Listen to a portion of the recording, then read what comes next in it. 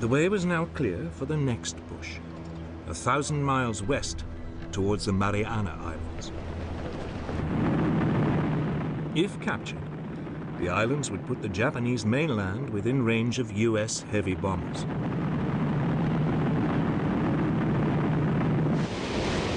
They would also enable America to block Japan's supply lines from Southeast Asia. On June 11, 1944, the US started to soften up the 3 main islands in the Marianas.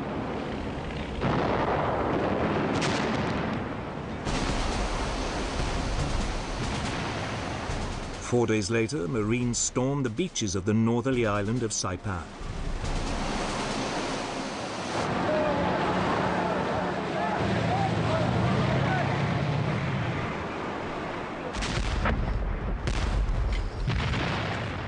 This time, the terrain was mountainous, with many caves, and the preliminary bombardment had not disrupted the Japanese defenses as much as had been hoped.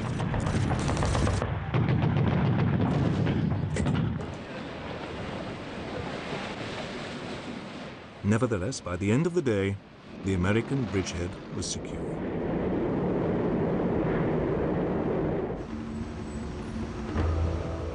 In Tokyo, the news caused mounting alarm. The Japanese High Command now sent a carrier fleet to rescue the situation and save the Marianas.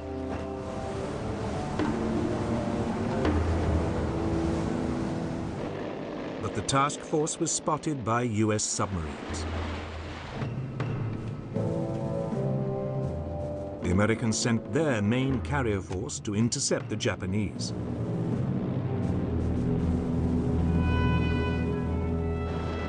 On the morning of June the 19th, 1944, the Japanese launched airstrikes against the US ships.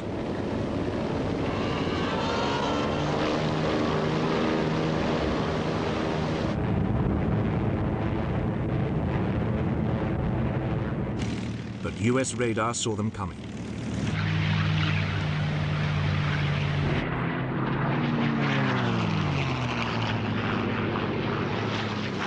"450 fighters were scrambled to intercept the Japanese planes.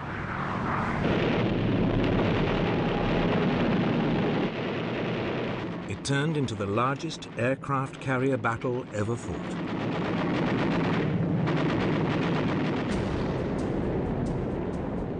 The US task force had 15 aircraft carriers and more than 900 aircraft.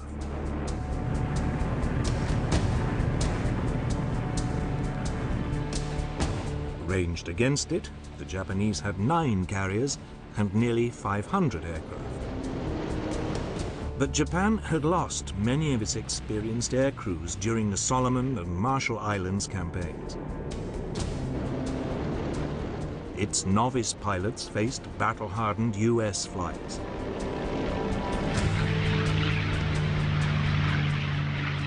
The Japanese were outgunned and outfought.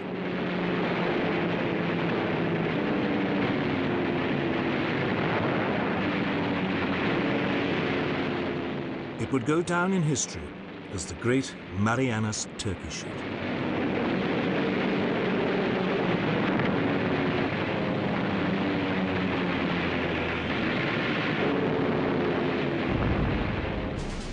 Half an hour into the battle, a torpedo from a US submarine hit the newest and largest Japanese carrier, the Taiho, while she was still launching aircraft.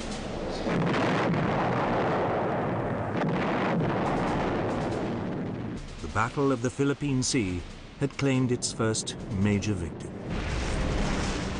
At around the same time, another US submarine torpedoed the carrier Shokaku.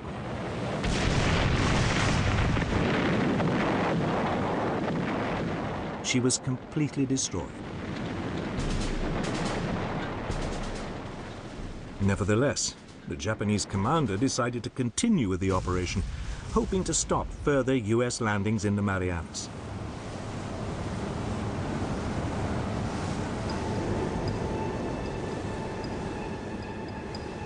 For much of the following day, the US forces tried to pin down the exact location of the remaining Japanese carriers. bearing 096. It took them until the afternoon to find them. It was late in the day to launch an attack, and the aircraft would have to fly at the limit of their range. But the US Task Force commander, Admiral Mark Mitcher, decided to gamble and attack.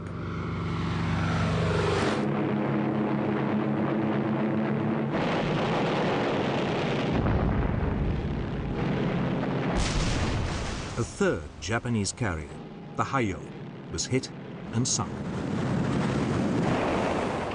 The Japanese had lost over 300 aircraft.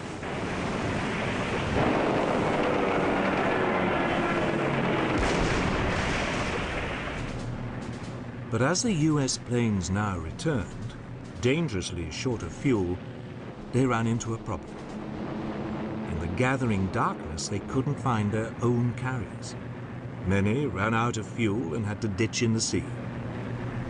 Mitcher, in an act of extraordinary courage, ordered his carriers to switch on their lights to guide in the returning aircraft.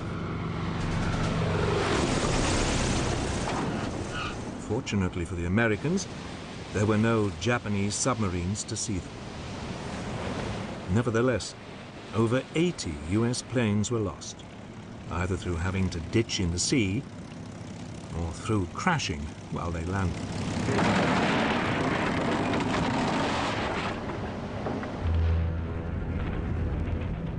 But Japanese losses had been even greater.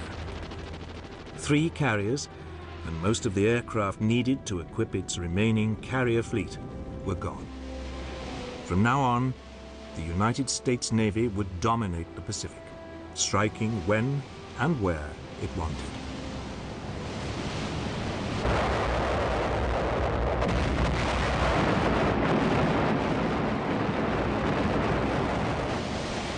The Japanese naval defeat in the Philippine Sea meant the United States could now press on with its assault on the Marianas.